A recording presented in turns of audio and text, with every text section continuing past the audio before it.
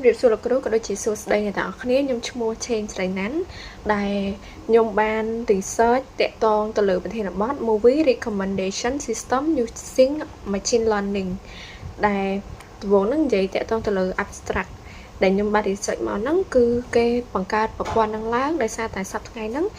មានបានន័យថាឃើញថាជាមួយនឹងមនុស្សភាគច្រើនគឺគាត់ចូលចិត្តមើលទៅលើភាពយន្តប៉ុន្តែដោយសារភាពយន្តហ្នឹងគឺមានច្រើនសម្រាប់ឲ្យពួកគាត់មើលមានជំរើសច្រើនដើម្បីគាត់ជ្រើសរើសក្នុងការមើលអញ្ចឹងអ្នកខ្លះគឺគាត់ដឹងថាតើចំណង់ចំណូលចិត្តរបស់គាត់ចង់មើលទៅលើរឿងអីទេ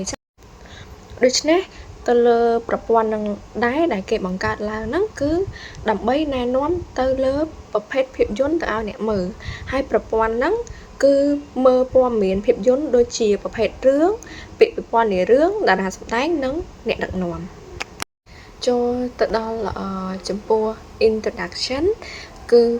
បច្ចុប្បន្នហ្នឹងដោយសារតែឃើញថាមាន website និងកម្មវិធីមើលវីដេអូហ្នឹងច្រើនឧទាហរណ៍ដូចជា Netflix អញ្ចឹងបញ្ហាហ្នឹងគឺមនុស្សគឺគាត់អត់ដឹងថាត្រូវមើលរឿងអីទេដូច្នេះប្រព័ន្ធណែនាំភាពយន្តត្រូវប្រើដើម្បីជួយអ្នកជ្រើសរើសរឿងឲ្យសមនឹងចំណង់ចំណូលចិត្តរបស់ពួកគេហើយគម្រោងនេះគឺប្រើការណែនាំតាមលក្ខណៈរបស់រឿងមិនមើលការវិតម្លៃរបស់មនុស្សហើយវាសមស្របសម្រាប់អ្នកដែលគាត់ទើបតែរៀនថ្មីហើយតកតងទៅលើ data set វិញគឺមាន2បានន័យថា2 file ដែលទី1ហ្នឹងនិយាយទៅដល់ TMDB 5000 movie ដែលក្នុងហ្នឹងមានព័ត៌មានដូចជាឈ្មោះរឿងហើយប្រភេទរឿងហើយតកតងទៅលើ TBDB 5000 credit វិញគឺមានដូចជាតារាសម្ដែងហើយនិងអ្នកដឹកនាំបន្ទាប់មកគេនឹងយកព័ត៌មាន2ហ្នឹងបូកបញ្ចូលគ្នាខ្ញុំនិយាយបន្តមកទៀតបន្តទៅចំណុច methodology ដែលក្នុងហ្នឹងគេបែងចែកពីចំណុចទី1តកតងទៅលើការរៀបចំទិន្នន័យ data processing ហើយមួយទៀត feature extraction អញ្ចឹងតកតងទៅលើ data processing ដំបូងហ្នឹងគេយកទិន្នន័យទាំងពីរខាងលើដែលខ្ញុំនិយាយហ្នឹងគេយកទៅបូកបញ្ចូលគ្នាសិនបន្ទាប់មកគេលុបទិន្នន័យណាដែលខូចខាតឬមកគាត់តែហ្នឹងលុបចោលសិនហើយគេយកតែព័ត៌មានសំខាន់នេះដូច្នេះតកតងទៅលើ feature instruction វិញគឺគេប្រព័ន្ធហ្នឹងគឺយកជាមួយនឹងអត្ថបទទាំងអស់យកប្រមូលជាមួយអត្ថបទទាំងអស់ហ្នឹងសិនបន្ទាប់មកបានន័យថាយកប្រព័ន្ធហ្នឹងមកយកអត្ថបទទាំងអស់ហ្នឹងមកបំលែងទៅជាលេខដើម្បីឲ្យកុំព្យូទ័រងាយស្រួលយល់ហើយមួយទៀតចូលដល់ចំណុច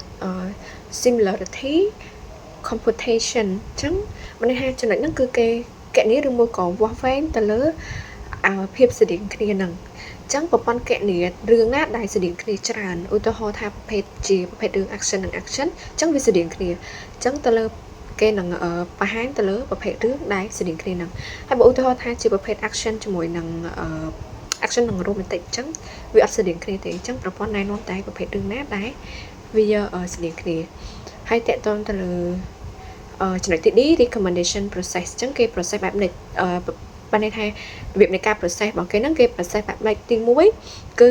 អ្នកដែលគាត់មើលគាត់ជ្រើសរើសទៅលើប្រភេទរឿងមួយសិនគាត់អ្នកជ្រើសរើសខ្លួនឯងបន្ទាប់មកទី2ប្រព័ន្ធនឹងកណនីរឿងណាដែលស្តៀង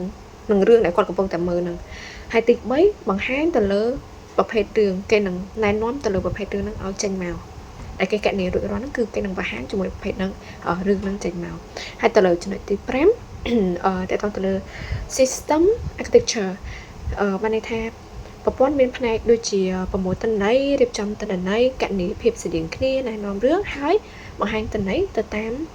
លទ្ធផលហើយមួយទៀតចូលដល់ចំណុចទី7ទៅតាមនឹង result ហើយនឹង discussion អញ្ចឹងជាចុងក្រោយ result ដែលគេទទួលបានហ្នឹងគឺប្រព័ន្ធអាចណែនាំជាមួយនឹងរឿងបានន័យថាជាប្រភេទរឿងដែលស្តៀងហ្នឹងគឺបានត្រឹមត្រូវហើយអត់មានការវិតម្លៃពីអ្នកប្រើប្រាស់ទេហើយចំណុចទី8តកតងទៅលើ conclusion ជាសេចក្តីសន្និដ្ឋានហ្នឹងគឺបានន័យថាទៅលើប្រព័ន្ធហ្នឹងដែរគឺមើលតែទៅលើព័ត៌មានរបស់រឿងទេអញ្ចឹងឧទាហរណ៍ថាអ្នកនរគ្នាចុចទៅលើរឿងកំប្លែងឬមួយក៏បែបromantic ណាមួយនៅពេលដែលអ្នកនរគ្នាចុចទៅគឺបង្ហាញជាមួយនឹងរឿងបន្ទាប់ទៀតគឺស្តៀងនឹងរឿងដែលអ្នកនរគ្នា បានចុចមើលអញ្ចឹងវាមើលតែព័ត៌មានតាមដែលប្រភេទរឿងដែលអ្នកនរគ្នាចុចនឹងទេហើយតកតងទៅលើចំណុចចុងក្រោយហ្នឹងfuture work បានន័យថាទៅថ្ងៃអនាគតគឺអាចថាអាចអភិវឌ្ឍបន្ថែមដូចជាការបញ្ចូលទិន្នន័យបានន័យថាបញ្ចូលការវិតម្លៃរបស់អ្នកប្រើនៅពេលដែលគាត់ប្រើហើយគាត់ទទួលបានអារម្មណ៍បែបណាហើយមួយទៀតប្រើប្រាស់ទៅលើបច្ចេកវិទ្យាថ្មីហើយអាចដាក់ទៅលើប្រព័ន្ធ cloud បានហើយនឹងចុងក្រោយនេះជា reference ដែលខ្ញុំទទួលបានហើយជា reference ដែលខ្ញុំ research ចេញមកអញ្ចឹងអាចចុចទៅមើលលើ reference នឹងបាន